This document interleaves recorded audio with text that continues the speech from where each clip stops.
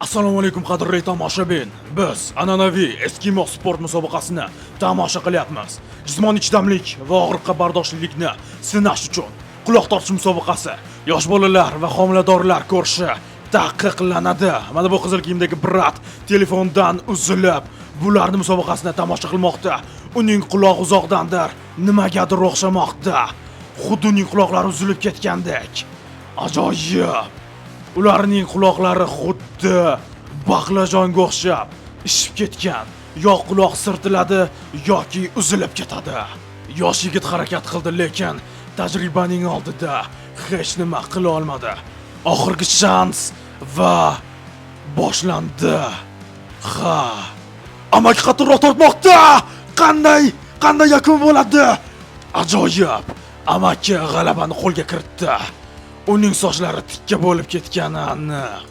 Mana bu esa quloq tortishning super chempioni James Lamb 1967-yilda tug'ilgan kitovlash kemasi kapitani. Alyaskaning Anchorage shahridan raqibiga xuddi qulog'ing yirtib o'raman degandek tikilib turibdi.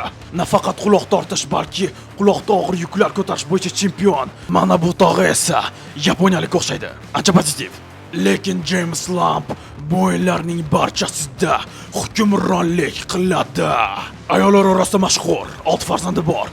U quloqlari bilan odamlarning o'ziga tortadi. Lekin Andrey paydo bo'ldi. Quloq tortishda yoshlikdan beri qatnashib keladi. Ajoyib.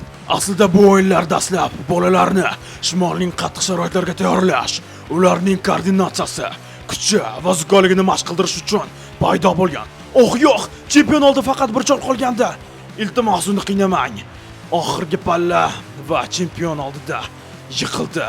Yaxshi, finalga qaytamiz. Bu o'yinning natijasiga insoniyatning taqdiri bog'liq. Insoniyat shoshli quloqlarda, lekin Andrey 3-o'ringa tushadi. Biz Jahon Eskimo Hindiston Olimpiya o'yinlarini kuzatishda davom etamiz. Sizlarga sog'lik, ezgulik, muhabbat va farovonlik tilaymiz. Keyingi ko'rsatuvlarda ko'rishguncha. Hayır.